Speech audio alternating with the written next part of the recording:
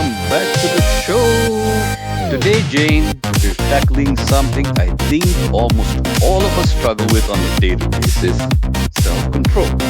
Or, as some might call it, the lack thereof. Like when you shouldn't hit snooze, but your finger just does it. Oh, absolutely, Zia. Or when you promise yourself you'll eat healthy all week, and then Friday night rolls around and suddenly that pizza just happens. It's that eternal struggle between what we want to do in the long run and what feels good right now. It's a universal human experience, isn't it? It really is. And that's why I'm so excited to dive into a book that really unpacks this. Kelly McGonigal's The Willpower Instinct. It's based on a Stanford University course, so it's got some serious academic weight behind it, but it's incredibly practical. It's fantastic. McGonigal really breaks down the science in a way that's accessible. One of the core ideas that really stuck with me is how willpower works like a muscle. That completely reframed my understanding of it. Right? Before reading it, I always thought of willpower as this inherent trait you either had or you didn't. Like some people are born with an iron will, and others, like me, are just not. But the muscle analogy changes everything. Exactly. Just like a muscle, it can be trained and strengthened. But also, just like a muscle, it can get fatigued. You can only do so many reps before it gives out. And that explains so much, doesn't it? It explains why, by the end of a long, stressful day, all your good intentions just fly out the window. You might have successfully resisted the office donuts all morning, but by 6 p.m., you're face planting into a bag of chips. Your willpower muscle is just exhausted.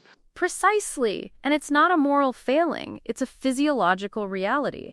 Understanding that alone is so liberating because it means you can actually do something about it. You can train it, you can rest it, and you can understand its limits.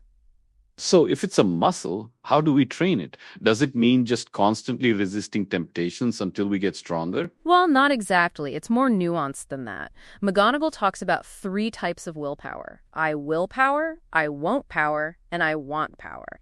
I will is about doing what you need to do. I won't is about resisting temptation. And I want is about remembering your long-term goals.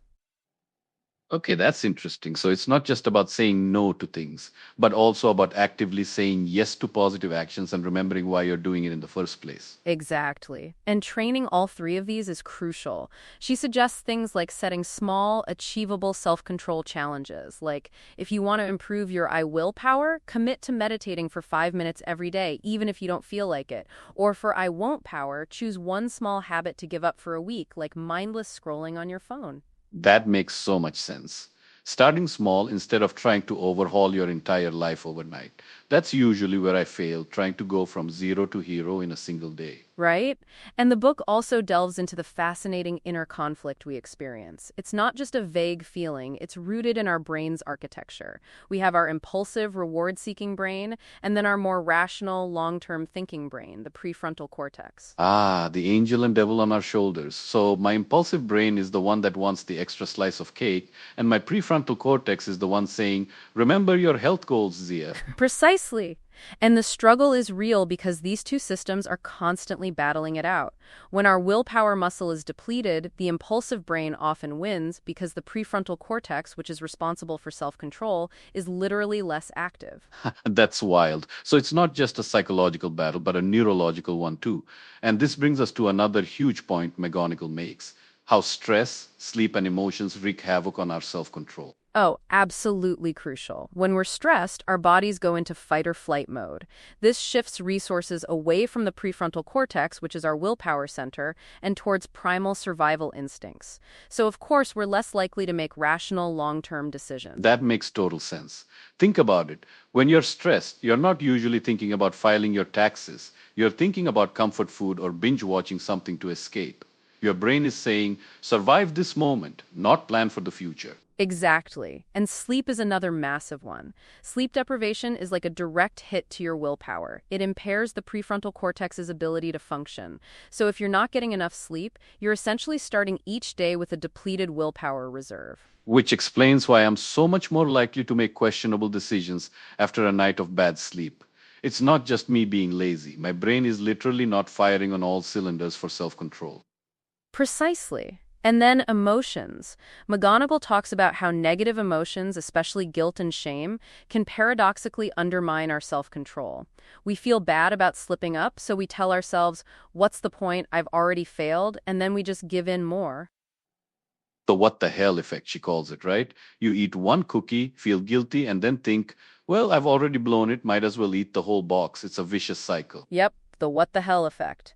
And that's why self-compassion is such a powerful tool. Instead of beating ourselves up, treating ourselves with kindness and understanding actually strengthens our ability to get back on track. It's counterintuitive, but the research supports it. That's such an important takeaway. So many self help approaches are about brute force and discipline, but McGonigal is saying, hey, be nice to yourself and you'll actually do better. It's revolutionary, really. So, Zia, what are some of the most practical strategies you pulled from the book that people can start implementing today? Okay, well, one big one for me was understanding temptation. She emphasizes that you don't have to fight every single urge. Sometimes just noticing the urge without acting on it, or even just acknowledging it and then shifting your focus, can be powerful. Right, the surf the urge technique, as it's sometimes called. Realizing that an urge isn't a command, it's just a sensation, and like all sensations, it will pass. Exactly. And another strategy is making what she calls pre commitments. This is basically setting up your environment or making decisions in advance to support your willpower when you know it's going to be weak. Oh, like not buying the cookies in the first place so they're not in your pantry to tempt you, or laying out your workout clothes the night before so the decision is already made when you wake up. Precisely. It's like outsourcing your willpower to your past stronger self. It's incredibly effective because you're not relying on your fatigued self in the moment of weakness. I find that so helpful. And what about the idea of reward substitution? Instead of just denying yourself, finding a healthier alternative reward. Yes, or understanding the real reward you're seeking. Often we crave something like a sugary snack, but what we're actually looking for is comfort or a distraction. If you can address that deeper need with something healthier like a walk, a chat with a friend, or even just a few deep breaths, you're more likely to succeed. That's a profound shift in perspective, actually. It's not about deprivation, it's about better self-care. And the book also talks about the importance of stress management and sleep. I mean, we've touched on it, but it's worth reiterating. These aren't just nice to haves, they are fundamental to strong willpower. Totally. If you're constantly running on fumes, emotionally and physically, your willpower is going to be severely compromised.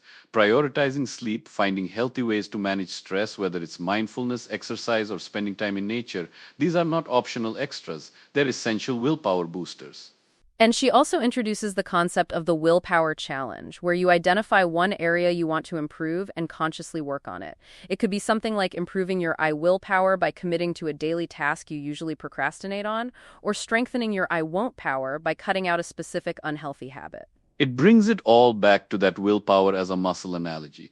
You pick a specific exercise, you practice it, and over time that muscle gets stronger.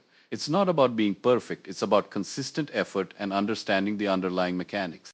And the emphasis on mindfulness is huge too. Being present, noticing your thoughts and feelings without judgment, gives you that crucial pause between impulse and action. That's where you get to decide how you're going to respond, rather than just reacting automatically. That pause is everything. It gives your prefrontal cortex a chance to catch up and assert itself. Before, I just felt swept away by urges. Now, I feel like I have a bit more agency. Exactly. And it's not about fighting your brain, it's about understanding how it works and then working with it. It makes self-control feel less like a grueling battle and more like a skill you can develop.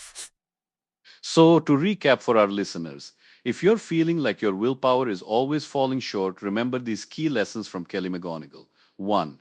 Willpower is a finite resource like a muscle, so treat it as such. Train it, but also let it rest. 2. Understand your inner conflict between your impulsive self and your wiser self. The struggle is real and neurological. 3, prioritize managing stress, getting enough sleep, and cultivating positive emotions, especially self-compassion, because these directly impact your willpower reserves. And finally, use practical strategies like pre commitment, mindful awareness of urges, and connecting with your I want power, your deeper goals to navigate temptations and stay on track. It's truly a game changer. It really is. This book shifted my entire relationship with self-control from one of frustration to one of empowered understanding. I highly recommend picking up The Willpower Instinct if you want to dive deeper into these concepts. Fantastic advice, Jane. And thank you all for joining us on this journey into the science of self control. We hope you feel more equipped to tackle your goals and strengthen your own willpower muscle. We'll catch you next time. Bye for now.